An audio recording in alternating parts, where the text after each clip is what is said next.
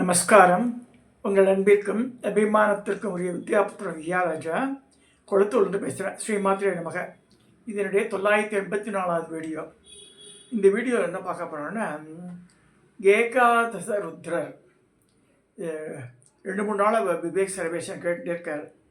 அம்மா அதை பற்றி பேசுங்க, ஒரு கிளாரிட்டி இல்லை அப்படின்னு சொன்னார். ஸோ அப்போ சொல்லும்போது பிரம்மாவோட புத்தகம்னு சொன்னார் அவர்.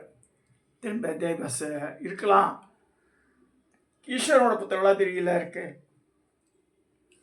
அப்போ அது எவிடன்ஸ் என்ன, சிவபுராணம் தான். இந்த மகா சிவபுராணம் கோரக்பூரில் வெளியிட்டது. இதில் என்ன சொல்லியிருக்கும் பார்க்கலாம் நம்ம. அதாவது இவருக்கும் அந்த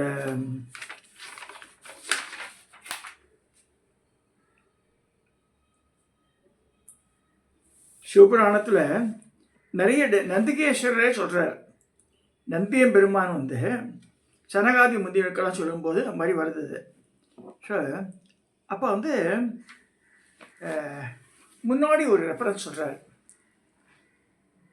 முனிவரே, முன்னொரு உபாசனா காண்டத்தில் அருளப்பட்ட சிவனின் மகாகாலன் முதலான 10 திரு அவதாரங்களை பற்றி கூறுவேனாக. பக்தியோடு கேள். இதில் முதலான திரு அவதாரம் மகாகாலன் என்று அழைக்கப்படும். இது இகப்பெருந்தலன்களை எல்லாம் வழங்குவது. இந்த திரு அவதாரத்தின் சக்தி மகாகாளி, பக்தர்களின் மன விருப்பங்களை எல்லாம் முடித்து வைப்பவள். 2வது திரு அவதாரம் தாரன், இதனுடைய சக்தி தாராதேவி. இவர்கள் போகத்தையும் முக்தியையும் தருவார்கள், தன் அடியாருக்கு இன்பளிப்பவர். 3வது பாலபுவனேஸ்வரர், இவருடைய சக்தி பாலபுவனேஸ்வரி. இவர் சாதுக்களுக்கு நன்மை அளிப்பவர். 4வது திரு அவதாரம் பக்தர்களுக்கு இன்பம் அளிக்கும் ஷோடச வித்யேஸ்வர், இவர் திருசக்தி ஷோடசி வித்யா. 5வது பைரவர், இவர் சக்தி பைரவி. இவர் தன்னை உபாசிவர்களுக்கு வேண்டிய நலன்கள் எல்லாம் செய்வார் அப்படின்னு சொல்றார்.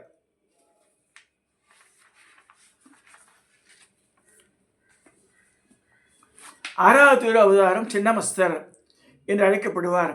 அவருடைய சக்தியான சின்னமஸ்தா அடியார்களுக்கு விருப்பங்களை நிறைவேற செய்பவர். 7வது அவதாரம் தூமவான், அவருடைய சக்தி தூமவதி. சிவனாரது 8வது அவதாரம் பகலாமுகர், இவருடைய சக்தி தான் பகலாமுகி. 10வது அவதாரம் மாதங்கர், இவருடைய மனைவி மாதங்கி. சங்கீத சாஸ்திர திருச்சி அளிப்பவள். இவ்வுலக பரவுலக நலன்களை எல்லாம் அளிக்கும் சிவனாரது 10வது அவதாரம் கமலர், இவர் அருளும் சக்தி கமலாத்மிகா என்பதாகும்.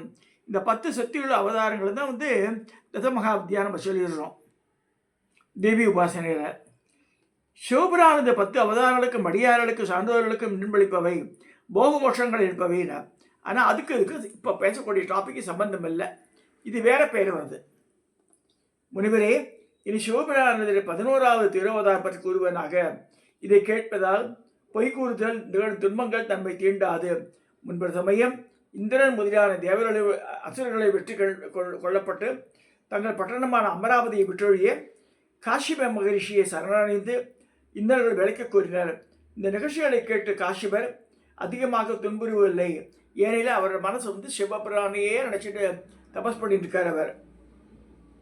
ஸோ அவர் காசியம்பதியை அணிந்து கங்கையை நீராடி நித்திய கர்மாஷங்களை முடித்து உமையர் பாகமான இறைவனை பூஜிக்கிறார்.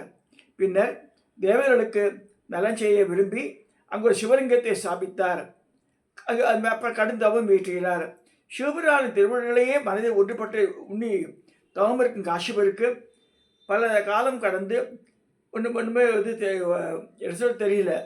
ஆனால் சாந்தோருக்கு பற்றுக்கோளான இறைவன் காசிபரை கடிதம் கொண்டு கருணை கொண்டு வரமுருள் அங்கு எழுந்தெழினார். அடியாருக்கு எளியான இறைவன் காசிபரை நோக்கி வேண்டிய வரம் கேள்கிறார். அப்போ சொல்கிறார், பசங்கள்லாம் கஷ்டப்படுறது எனக்கு தாங்கவே முடியல. தேவர்கள்லாம் காசிபரோட பசங்க தானே. அதிதிக்கு பிறந்தது தான் தேவர்கள்லாம். தேவேந்திரன்லாம் அதிதியோட பிள்ளைகள் தான். நானோ என் புத்திரர்களின் துன்பம் கண்டு அஞ்சுகிறேன், நொந்துள்ளேன். ஆகவே என் துன்பத்தை நீக்கிடுங்கள். அதனால் நீங்கள் என்ன செய்யுங்கன்னா நீங்களே எனக்கு பிள்ளையா பிறக்கணும் அப்படிங்கிற காசிபர். இப்போ நந்தியம்பெருமான் சொல்கிற, முனிவரே காசிபர் இவ்வாறு வேண்ட இறைவனும் அவ்வாறே ஆகுக என்றருளினார். அங்கே மறைந்தருளினார். மனமகிழ்ந்த காசிபர் தன் இருப்பிடம் சென்று நடந்ததை தேவரிடம் கூறினார். அடியார் கடியார சிவபெருமான் தன் சொல்லை சத்தியமாக்குவதற்காக காசி மூவரிவரின் மூலமாக சுரபி என்ற தேவ பசுவிடம் 11 ருத்ரர்களாக திரு அவதாரம் செய்தார். சுரபிக்கு குழந்தையா பிறக்கிறார் எல்லாருமே.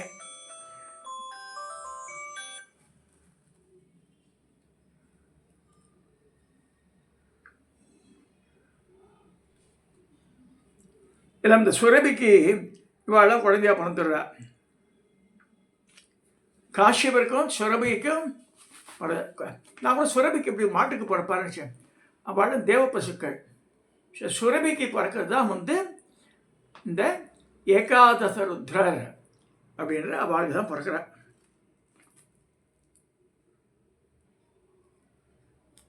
ஸோ 11 ருத்ரராக திரு அவதாரம் செய்தார். அப்பொழுது எங்கும் சிவமயமாகிறது. பெரும் திருவிழா நடந்தது. காஷ்யபரும் ஏனைய தேவர்களும் மகிழ்ந்தனர். அவர்களது திருநாமங்கள் ஆவன என்னென்ன? கபாலி, பிங்களன், பீமன், புரூபாஷன், விலோகிதன், சாஸ்தா, அஜபாதன், அகிர்புத்னியர், சம்பு, ஷண்டர், பவன். இதுதான் 11 பேர். ஏகாசர் திருப்பி பாருங்க. கபாலி, பிங்களன், பீமன், விரூபாட்சன், விலோகிதன், சாஸ்தா, அஜபாதன், அகிர்புத்னியர், சம்பு, ஷண்டா, பவன். இவர்கள் நிறைய பேர் காசிபரின் புத்திரர்கள். அப்பா காசிபர், அம்மா சுரபி என்ற பசு. இவர்கள் இன்பத்தின் கொள்கலன். தேவர்களின் நன்மைக்காகவே சிவத்திருமேனியிலிருந்து தோன்றியவர்கள். மிக்க திறன் படைத்த இவர்கள் அசுரர்களை வென்று இந்திரன் முதலிய தேவர்களின் பயத்தை போக்கினர்.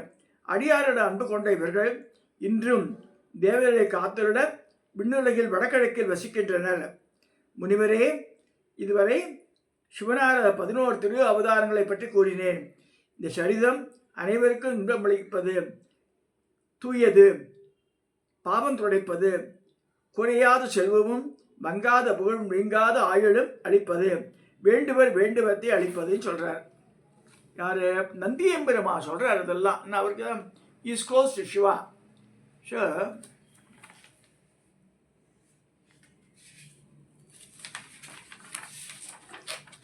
இதில் அத்தியாயம் 16 முதல் 18 வரை அதில் வந்துடுது. இதில் உணர்ந்து கவனிக்கிறோம்.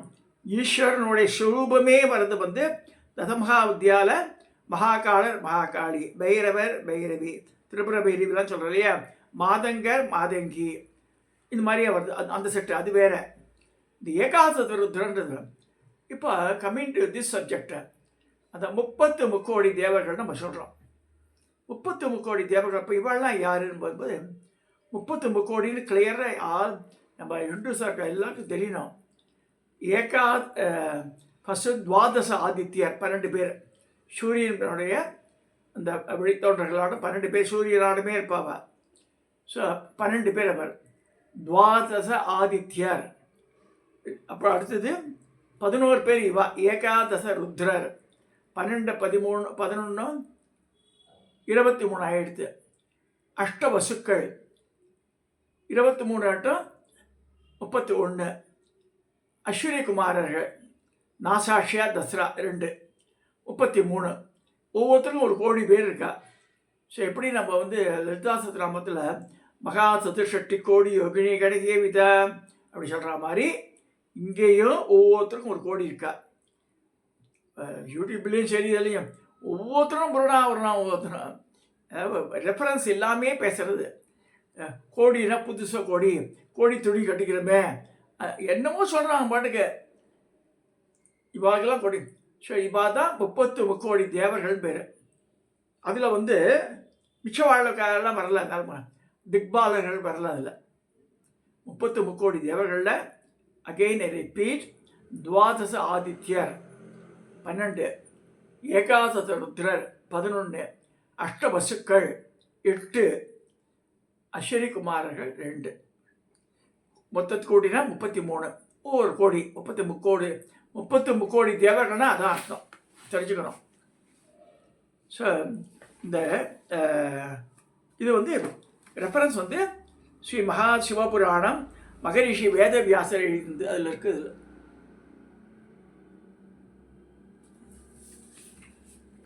இதை சொல்கிறேன்.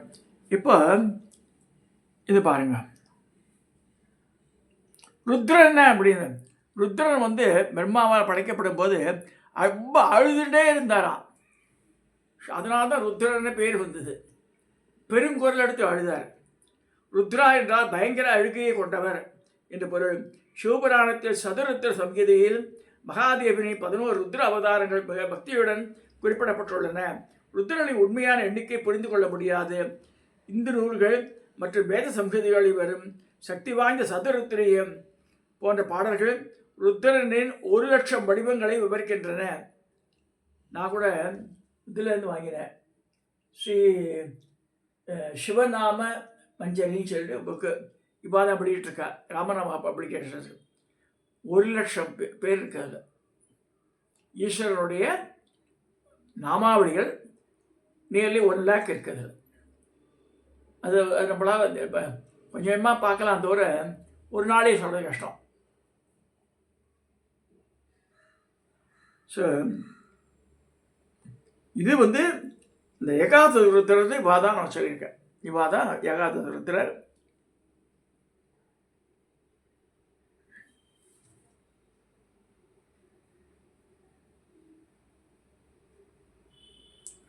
ஒவ்வொரு பேர் இருக்கு. இது படமாக காமிச்சிருக்கான் ஏகாதச ருத்ரர்.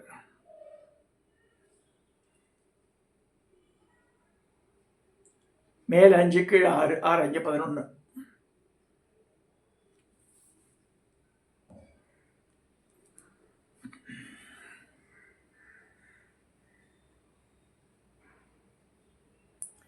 கடைசியாக முடிக்கும்போது அகைன் ரீகாலிங் த கபாலி, பிங்களர், பீமர், விரூபாட்சர், விலோகிதர், அஜேஷா, சாசனா, சாஸ்தா, சம்பு, சந்தா மற்றும் இது துருவான்னு போட்டிருக்கான். இது வேற பேராச்சும் இருக்கு. 2 பேர் அது ஒரு இடத்துலையும். இதில் வந்து கபாலி, பிங்களா, பீமா, விரூபாட்சா, விலோகிதா, சாஸ்தா, அஜபாதா, அகிர்புதன்யா, சம்பு, சண்டா, பபா, இதுதான் வந்து சிவபுராணத்தில் சொல்லப்பட்டிருக்கு. ஏகாதச ருத்ரர் காசிப மகரிஷிக்கும் சுரபின்ற தேவ பசுக்கும் பிறந்தவா. ஸோ எல்லாமே ஈஸ்வரனுடைய அந்த சக்தியை படைச்சவா. 11 பேரும் எதுக்காக படைச்சவா? தேவனுடைய துன்பத்தை போக்குறதுக்காக. காசிபர் வேண்ட பரமேஸ்வரனே அவருக்கு அந்த சக்தியை கொடுத்து ஏன் பிள்ளையா பரம்பு சொல்லும்போது த்ரூ சுரபின்ற பசு மூலம் பிறக்கிறார் அவளாம். இதை சொல்லி we should know what is ஏகாதச ருத்ரர் தெரிஞ்சுக்கணும். இந்த பேரெல்லாம் இதில் வந்துடுது, ஸ்ரீருத்ரத்தில் வந்துடும். அதையும் சொல்லி இந்த பதிவை நான் நிறைவு செய்கிறேன். இதை சப்ஸ்கிரைப் பண்ணுங்க, ஷேர் பண்ணுங்க, லைக் பண்ணுங்க.